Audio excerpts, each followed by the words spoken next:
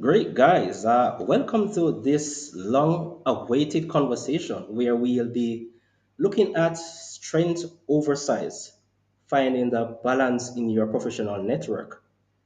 And to share in this conversation, I have Lindsay Thorburn, a risk and governance practice lead by day and chief content creator by night. And I really like the ways that he has actually coined this. It's really fascinating. So, Lindsay, nice having you on the Cyber J show.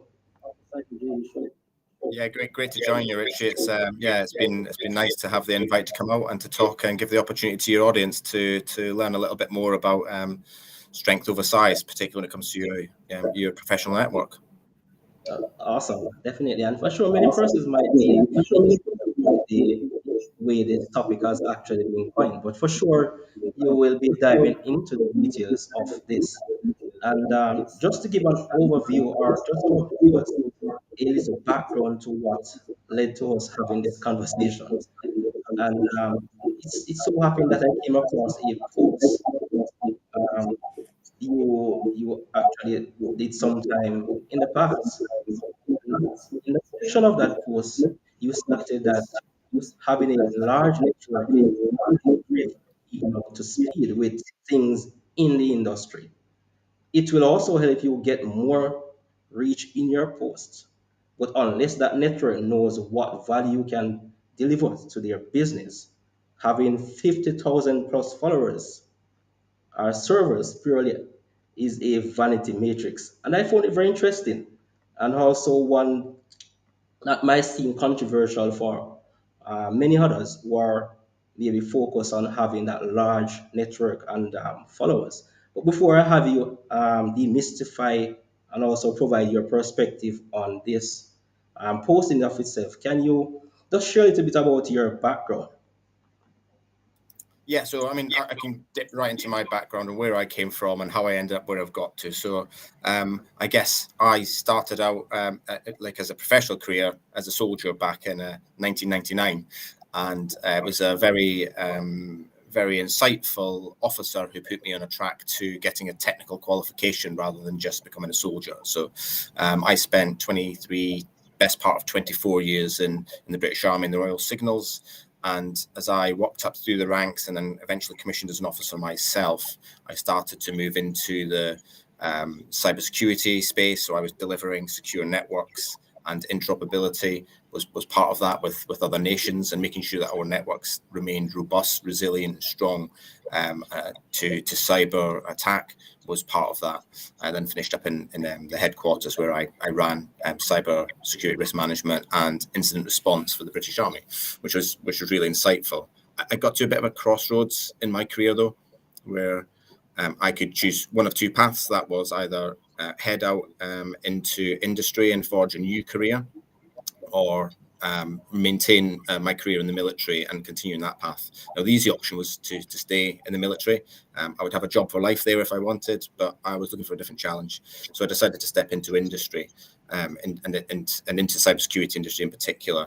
And it was at that point, I guess, that I initially realized, the strength of my network and what that would mean, and how that would assist me in my future endeavors.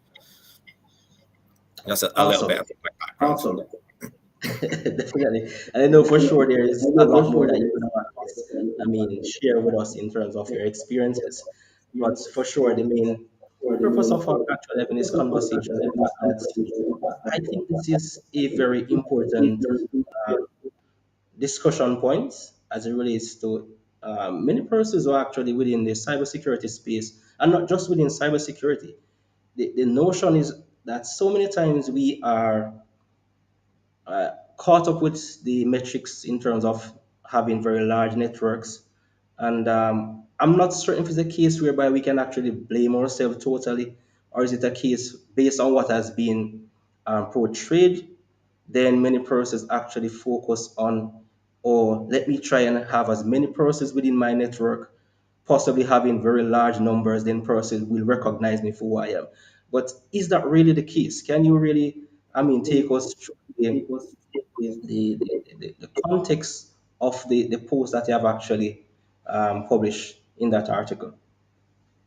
Yeah, so let me take you to the background of that then. So I, on my feed, had seen probably for the last maybe 5-6 weeks, the same sort of couple of individuals with extremely large networks continually sort of posting to identify opportunities for the next role they'd either been let go or were looking for something new.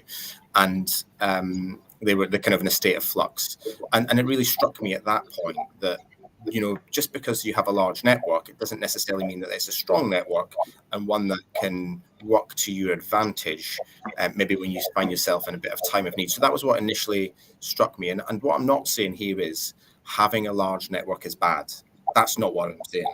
What I'm saying then here is that have a large network, but you also need to make sure that woven in between all of those large number of connections and most likely a lot of followers, that you've got like a nice strong cohort of people who are your people, who get what you deliver, get your value, and can assist you in either identifying future opportunities for your employment, future opportunities for business engagement, and anything else that professional network will deliver. So strength of those connections is important, not just necessarily the size. And that's what struck me when I saw those posts come through continually. It just said to me, maybe we're missing something here. Maybe it's strength that we need to focus over size. And I then start to reflect even more on it. And I started to go back to some of the old military, stories, I guess, Hollywood films in this instance. So if I take back maybe to Battle of Bannockburn in 1314, where the English fought the Scottish. The Scottish had 6,000 people, the English had 25,000 people and 2,000 on horseback. But it was the strategy, it was the strength of the formations of the Scottish that allowed them to overcome a bigger force. So it was strength over size. We take 300, the film, where King Leonidas, with his 300 Spartans, fought against Xerxes and his 300,000 Persians. Again, it was the formation, it was a strength of that and the cohesion of that little group, which provided immense strength to overcome the size of another army. And that's what sort of like started me thinking that maybe there is something in building strength over size.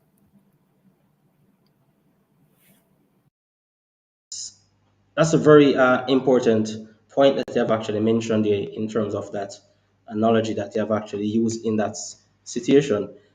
Well, for me, one of the things is that as it relates to, there are many requests that actually comes to me from time to time, and at times I have to decide in terms of who are the persons that I actually allow in my network, allow in my space. Can you provide to us in terms of, based on your experience, how have you been able to decide who are the best players for my team? Yeah, and I love the best players for my team part there. That's really good. It really rings true. So, I mean, how to think about it then? So, if you are looking to build in strength, what it comes down to, it takes time. It takes time to keep engagements. And I just went through my my private messages on my DMs on LinkedIn messaging just before I got onto this call, and there's 20 separate conversations over the last 7 days. That's DM conversations, which is more in depth than things like comments and likes, because having a conversation takes more time, it takes more effort, you're more engaged, but you get a lot of a much richer connection with people when you do that. So you've got the messenger side of it, you've got the comment side of it, which is more, again, a little less in depth in messaging, but you're building a bit of rapport, and then just liking, just showing people that you're there. Now, when I look at building the network though, and maintaining it, and we'll get on to maintaining it and curating it, 3 different areas that I'll probably look at, and maybe it's a 3x3 matrix. So I'm looking at people that have supported me in the past, who was there at the start and who was there who helped build me to where I am. Who's there today? Who's important today? Which professionals in my network are important today, and who might be important in the future? Okay, and that's important. You've got those who are your champions when you're 5-10 years ago, those who are critical to where you are today and how you'll build out your network, whether it's business opportunities or employment opportunities, and then those that you think actually they're maybe 3 or 5 years ahead of me. I aspire to be like them. I'm going to watch what they do, and maybe learn off of them so that I can achieve what they've achieved. So you might be starting out as a junior SOC analyst, and you might be looking for that, that next role, or becoming a SOC manager at some point. Try and build rapport with people who you aspire to be. And then look at it from the other facet. So you've got I guess the chronological way of yesterday, today, tomorrow, and then look at across cybersecurity professionals. I absolutely need those in my network. They are critical to what comes up in my feed, and your feed is important. What you see in your particularly your LinkedIn feed is you spend time looking at that. You've got to get value out of it, and you only get value by having a strong network where you've got people who don't necessarily deliver content aligned to your objectives or where you're moving in your professional network. Then maybe they're not quite as relevant. So relevant cybersecurity professionals is one of them. The other one is non-cybersecurity professionals. So in my feed, there's also, and in my connections, I have people who are public speakers, who are very good in soft skills and building teams, because a lot of cybersecurity is not necessarily a technical aspect. There's a very strong soft side of cyber that we need to get our heads around. And having those sorts of things drop into your feed at the same time is quite refreshing. It breaks up the constant cybersecurity input and gives a different facet and allows you to think about things in a different way. So I have non-cybersecurity professionals as part of my network as well. And the last one then is, I guess, is hiring managers and recruitment people. Having those in your network is vital for when you maybe do fall on a bit of hard times. Maybe the company that you're working for are looking to reduce workforce, and we've seen that quite a lot over the last 12 months with some of the big companies doing 10% layoffs, and that's it's been quite impactful. Certainly over in the UK here, where we're seeing quite a lot of layoffs. It's having a strong hiring manager network and keeping engaged with them is of critical importance. Just jumping then on to curating your network. So I guess when I had a smaller network, I was very cautious of the number of people that was in it, and occasionally I would see that number go down. And I used to reflect and think, well, what have I done? What am I not doing? What's wrong with me? Why are people not now a connection? And I used to take it really personally. But I've grown in maturity, both as a professional and on the platform itself. And what I'm realizing is, and I do this now, is they're just curating their network. They're curating the strength of it. They're making sure that what's in their feed is relevant, and that the people that are aligned to them as professional connections are actually adding value to them. So I don't necessarily see it as a bad thing when somebody is. I don't necessarily track things very often now. I've kind of got over that number thing, which is kind of why we're speaking. I'm more about the raw connection.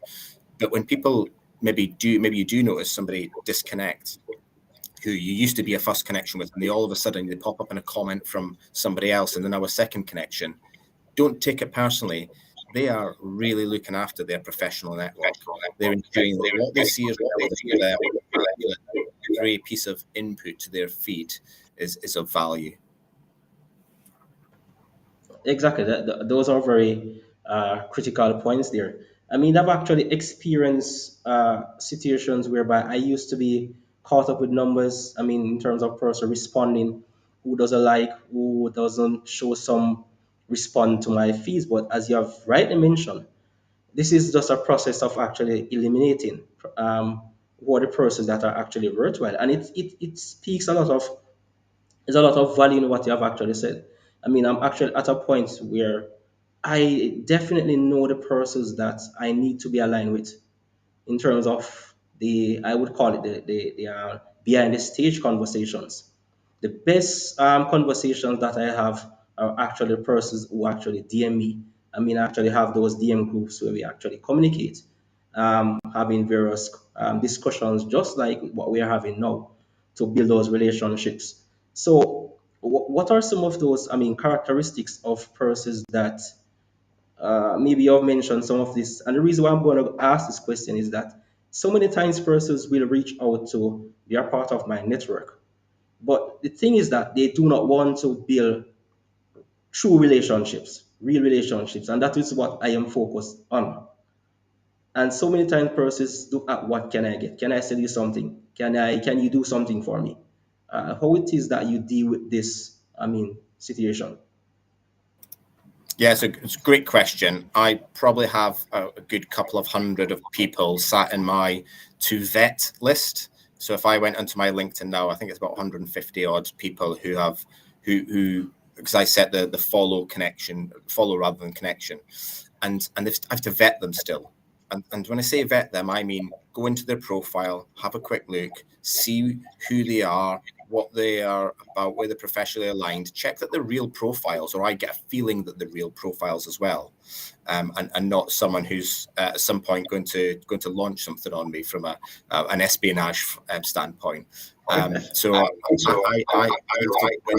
individual one-to-one curation on each of those individuals. Now, there's clearly some where I go out to events quite often, and I actually make IRL connections, so in real life with people before I get to, before I even meet them on LinkedIn, which is how I prefer to do it, because I've already built a rapport with them. I've engaged with them in some way, and that's where you then start to build a really strong network.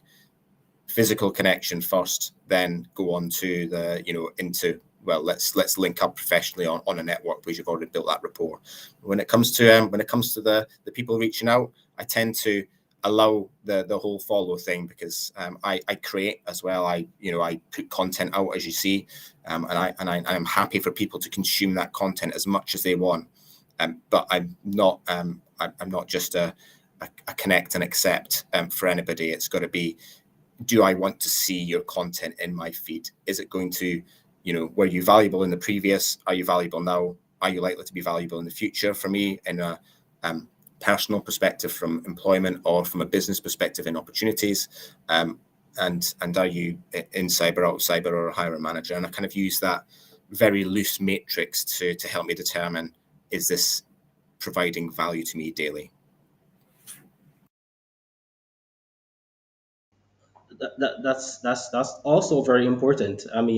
As it relates to actually growing your network as a professional in the industry itself, is always having that proper alignment. Connecting with persons that can actually build you, take you to the next level from a genuine perspective. And that's one of the things that have actually helped me a lot in terms of the persons that I align myself with. Not so much concerned with numbers. Yes, there was a time when I used to be focused, but I recognize that persons, even based on the content, based on the things that they do, they automatically take themselves from my network. You can actually see the persons who are actually interacting with you on a day-to-day basis. That also helps in terms of looking at the persons that are actually valuable within your network. So for sure, those points definitely make a whole lot of sense.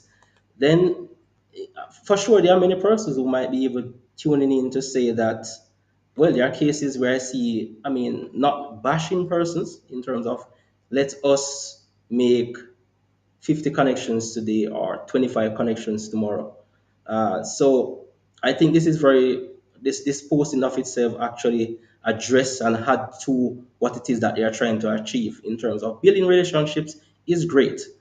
But in all of this, it's very important to take that time to have that alignment, as you have mentioned, doing that filtering of the posts, the profiles, to look at what it is that these persons really want, what the type of relationship that they want to build, what it is that they're looking for. Definitely makes a lot of sense. Based on your experience, what are some of those maybe challenges or maybe bad experience as it relates to maybe focusing or trying to grow your network purely on say numbers rather than the value that your network can contribute to you? Yeah, so I guess going to the point of what the LinkedIn community will call Social Saturday, where you can make 50 connections today, with professionals. That's not a bad thing. That actually, if done correctly, and those who put their details on there, give a bit about themselves, tell people who they are, and what their future aspirations are and the type of people they want to connect with. If they put that down there and then go on to build those relationships with those new connections, that's absolutely fine. But if it's just open to connecting, that's it's very generic. It doesn't really give you any confidence that they're there to build a genuine connection and be there as a champion for you, maybe when you need it most. So yeah, they're not a bad thing by any stretch of the imagination. It's certainly it gives more exposure to the community, but again, they just need to be treated in a mindful manner. We're analytical people in the cybersecurity industry, and we should be analysing these individuals who we're connecting with, just to make sure that they kind of at least align to where we think we might go. And you're never going to know where you're going to be in 5-10 years time, but you should have a good rough idea, maybe where you're tracking. And that's not to say that they won't pop up in your feed in 2 years' time, and they're more aligned to you, and you can then connect then. Some of the challenges that we need to be aware of, or I guess some of the threats are maybe some of those fake profiles out there, which I was talking about. And you'll see LinkedIn have put in a really interesting feature lately. And I saw on my feed somebody posted suggesting that their followers had gone down by over 1,000 overnight, and that was a really it was quite a smart move from LinkedIn. And what they've done is they've trawled through all of the LinkedIn profiles, and they've basically identified either people who are now deceased or people who are no longer active, or maybe not been active. And I can't remember what the cutoff was, but I think it was something silly like 5 years on LinkedIn. They've just removed those accounts from your connections, and people were going, I've lost 1,000 followers in a day because of this new policy. I think I dropped about 20 or so, which is great, because that means I don't have to curate it. LinkedIn are helping me do this. So I think one of the challenges is being addressed by LinkedIn and Microsoft Corporation itself by doing that, which is great. But the fake profiles are maybe ones that aren't necessarily genuine or there for genuine reasons. And we know that they exist. We know that these different profiles exist who are asking you to provide your expert industry insight for £250 or your equivalent equivalent currency, which is a good chunk for an hour and a half's work. It doesn't seem realistic for your insights, and it's purely there to make you download a PDF and maybe provide access to a threat actor. So that's one of the challenges, that the threats / challenges that we just need to be aware of as we continue to build out our own networks, and maybe not to be too hungry to accept everybody, and just be a little bit more analytical about who you're accepting in and how you grow that connection with them. Yes, sure,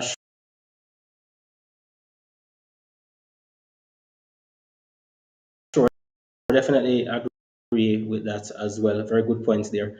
So that last maybe advice that you'd want to share with persons who are actually seeking to build a very quality network instead of focusing purely just on numbers? What's maybe that one last advice that you want to share?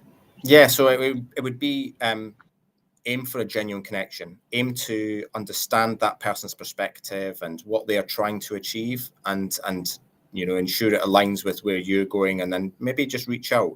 Some people, I suppose we've got different scales of people on particularly LinkedIn, which is where we mostly grow our professional networks. And you've got people that will like to create and be very out there. They'll comment on lots of different things and be involved pretty much on there quite a lot. And I spend I'm not on that echelon of people, but I'm certainly below there, but not I guess into the just sort of like consume area.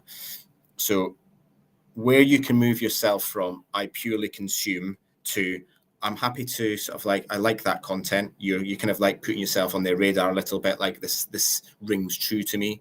And then you know, where you feel confident, and a lot of people maybe just quite you know, they're more, they don't want to push themselves out there as much, but where you can start commenting on things and building connection that way, because that way again you're putting yourself further on the radar. And then where you feel confident enough, you know, put yourself into the you know, into the direct message inbox and engage with them. Where you find content creators and people who post maybe occasionally that you find really interesting, use the notify button to get told. You know, there's a little bell on the top of their profile. Stick on the notify for whenever they post something, so that you can be there and say, hey, I'm really interested in building a genuine connection with someone. And it might be a hiring manager in a company that you're looking to move to in the next 6 months. If they're or maybe a recruiter, stick a notify on there, and when they put something out, you're going to be, you know, within 15-20 minutes notified that they've just posted something new.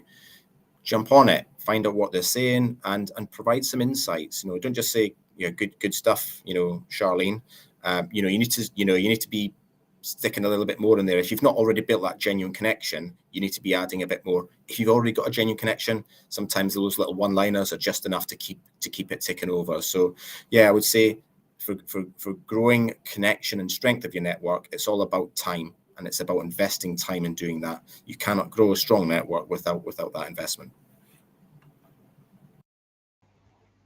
Lindsay, I really appreciate the time, that you have actually taken to be with us here today on CyberJ. Looking at strength over size, it does says a lot. It does makes a lot of difference.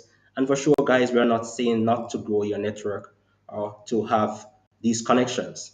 But the key takeaway is that ensure that you have a valuable connection, a valuable network that is able to pour into you, vice versa, so that you're able to both grow. As it relates to taking your career to the next point.